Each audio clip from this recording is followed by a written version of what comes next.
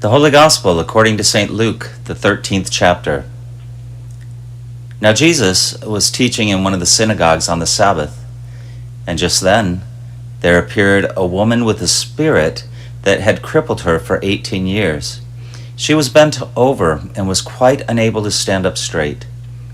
When Jesus saw her, he called her over and said, "Woman, you are set free from your ailment." When he laid his hands on her, immediately she stood up straight and began praising God. But the leader of the synagogue, indignant because Jesus had cured on the Sabbath, kept saying to the crowd, "There are 6 days on which work ought to be done. Come on those days and be cured, and not on the Sabbath day." But the Lord answered him and said, "You hypocrites, does not each of you on the Sabbath untie his ox or his donkey from the manger and lead it away to give it water? And ought not this woman, a daughter of Abraham, whom Satan bound for 18 long years, be set free from this bondage on the Sabbath day?" When he said this, all his opponents were put to shame, and the entire crowd was rejoicing at all the wonderful things that he was doing. The Gospel of the Lord. While I was traveling in Chicago a few years ago, I came across an older church building and it had this big welcome sign on it. "We are an inclusive church. Everyone is welcomed." Interestingly, there was also yellow caution tape preventing one from entering with a sign that said, "Asbestos removal in progress. Do not enter." Now the contrast between the two signs, one inviting all to come in and the other warning people to keep out, it seemed like an apt reflection of many people's current image of church, where the screen of welcome and acceptance hides an environment which can often be toxic, especially for the most vulnerable. For church to become safe again, the delicate work of removing the asbestos must be completed. And so for our new and beautiful faith community, River of Hope, to become more inclusive, we must examine our own prejudices and expose the hidden hazards in our own hearts that bar the way to radical welcome for all. We have said from the beginning that one of our core values is that we want to be a diverse community. In other words, we want to be inclusive of all people. If we look around our faith community, we know that we're not there yet. We're inclusive, but not necessarily those who are different from us. We've got a long ways to go, and we will always have a ways to go. It's a task that we never complete. We can always do better at it, and hopefully we'll always be working toward becoming more inclusive, more welcoming, more embracing of others, and of one another too, for the sake of the gospel. So did the church of our gospel lesson, the Jewish religious institution that was part of the culture back then. It had a ways to go as well. And Jesus points out the toxic nature of that environment, exposing the asbestos fibers that had worked their way to the fabric of religion. Don't misunderstand, this is not an anti-Semitic view of Judaism. The problem was not with the essence of that beautiful religion, but rather the practices that had grown up in and around that religion and the oppression of a broken and misguided socio-religious system. In today's good news story, we find Jesus in the synagogue on the Sabbath, and he's teaching a group of men in a part of the synagogue where women were not permitted. The synagogue was a place for men to worship. There was a place off to the side for the women, but those two areas and those two groups did not mix. And off on the side, in the shadows of the synagogue, Jesus notices a woman. I love that. Jesus always notices those who are in the shadows, those that are on the margins, those who are living in the borderlands, and how many of us have lived in the shadows ourselves, or are still living there either by choice or because we've been placed there by others. But what does Jesus do with people who live in the shadows? He notices them. And then he gently and lovingly calls them into the light. "Come here," Jesus says, and she slowly makes her way to the front of the assembly, there to stand, and I use that word loosely because of how severely deformed her body was, But nonetheless, there she is, standing in a place where traditionally she was not allowed to be. This woman who had gotten used to looking at people out of the corner of her eye by looking up and sideways. After 18 years, she could hardly remember any other way of seeing the world. She'd forgotten the color blue of the sky. For a long time, she had stared at the dust, looking only at people's feet, unable to look someone in the eye, and no one could really see her beautiful face either. Her face lined with age, but still a gleam in her eye, a sparkle that no one could notice. This bent-over woman with scoliosis or debilitating arthritis. But what happened next amazed the whole assembly. Woman, you are set free from your ailment. When this man Jesus spoke those words and put his hands on her broken body, her broken, bent body, she felt power surge through her, and without hesitation, she straightened her once crooked back. She stood tall and praised God. And I can only imagine how this happened. Perhaps Jesus just put his hand beneath her chin, simply standing her up straight until her face met his, their eyes meeting in a timeless moment of pure intimacy and life-changing transformation.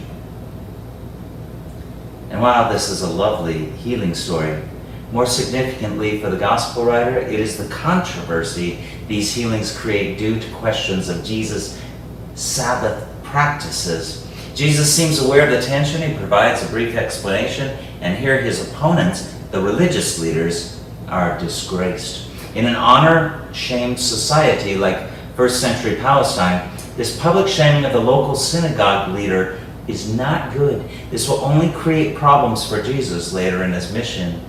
Well, I want to suggest to you, this is a story about the role and function of religious traditions, claims about what could and should be practiced on the Sabbath, and who is allowed within the walls of synagogues and religious communities. Special religious practices may become hindrances to inclusion, and Luke is clear on this. Jesus is not a Sabbath breaker. He operates well within Jewish tradition of the day, but he is also not one to allow the traditions to exclude people from access to the community and the potential for their healing and to know more fullness of life. These are stories about community. So, what kind of community are we becoming at River of Hope? And are religious traditions helping us to become that kind of community, or are they hindering us from becoming the kind of community we'd like to be? Are the traditions we are already establishing hurting or helping people who are like that woman living in the shadows? Will we, in the name of religion, exclude people from having access to God? Will we invoke the name of Christ and then by our actions say to someone, there is no place for you here? Where's the asbestos? Where's the asbestos that needs to be removed to eliminate the toxicity that the church often is? An inclusive faith community raises awareness about the ways that people have felt excluded by the church, especially because of their gender identity or expression, sexual orientation, or race, or disability, or mental well-being. And we must not fall into the trap of thinking that we've arrived simply because we live in a land where we can say gay. So what does it really mean to say that we are inclusive? In the parable of the lost sheep, the shepherd leaves his flock of 99 and goes and seeks after the one that is lost. The 99 are left unattended, perhaps because they don't need the shepherd's attention, as they are safe and secure. In other words, they are already included. But the lost sheep needs the shepherd, and there's great rejoicing when that lost sheep is found.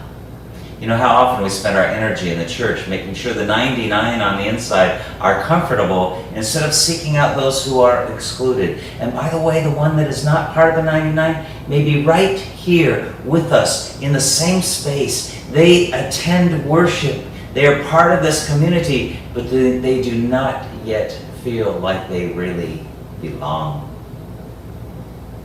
I want to offer you what I think is a deeper and a more profound understanding of inclusivity.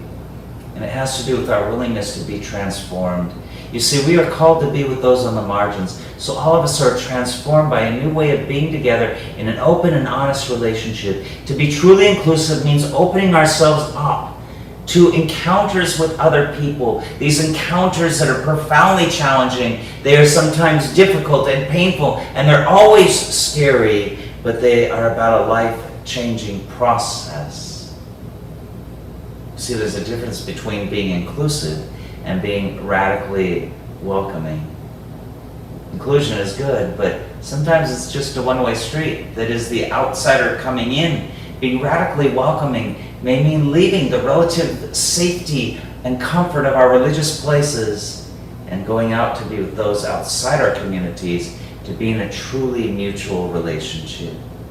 Well, this going out might be in terms of geography. Where on this end of the Coachella Valley are those that need to know of God's love, that need to be reminded that they belong, that there is, even in the desert, a river of hope that can flow through their lives, so that all the difficulties of simply trying to get through the day don't have the last word, but that they can embrace a hopeful future that has wonderful elements of promise and adventure.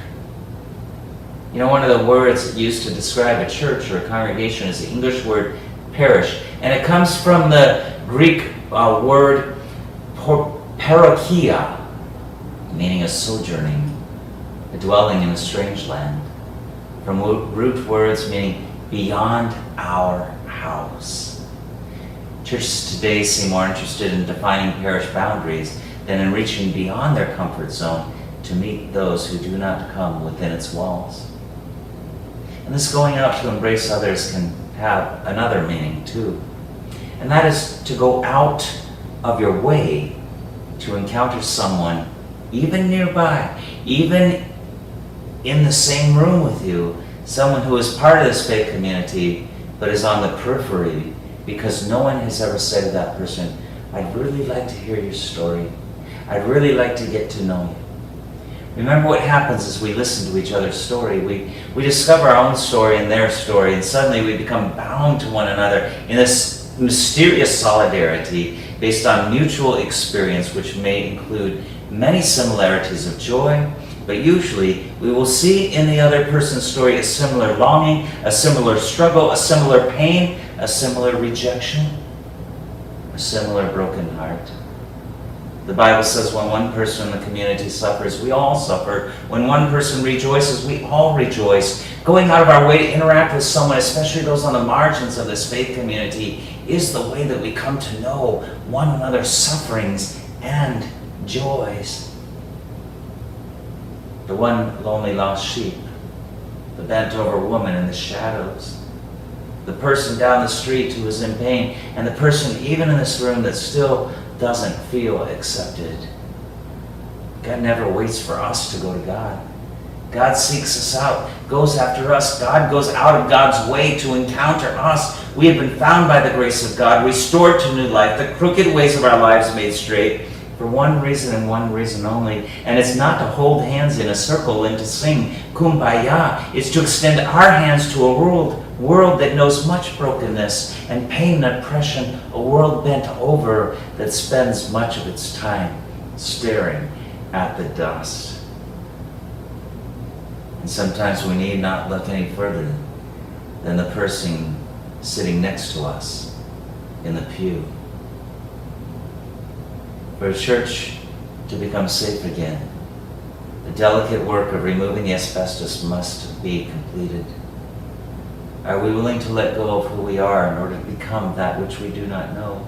Can we, as a new faith community, let go of convention and decide together that our focus as a ministry is not centripetal, energy directed inward, but centrifugal, an energy that flows outward toward another, sometimes to those gathered here who are on the margins of this faith community, and to those beyond the walls of River of Hope who are on the margins of society? This is no holy huddle. for a select few, for that small group that likes each other and feels comfortable with each other and feels like they belong. It is the locker room talk before the big game. The field is before us. Being part of River of Hope means that we are called to do the work that God has placed before us, the very reason God's Spirit called us into being in the first place. Faith isn't meant to be comfortable, full of certainties and securities, but a deeper journey into the mystery of what it is to be a human being and what happens when we go out of our way, step out of our comfort zones, risking an encounter with another, especially those who look, act, dress, think, believe differently than we may. And as we do, may we give voice to those who cannot speak. May we find words to those whose lips are sealed. We'll make up songs for those who no longer sing. We'll cry with those who are grieving and offer strength to those whose hearts are breaking. Together we'll dance the story of resurrection, gathering all, loving all, serving all. Amen.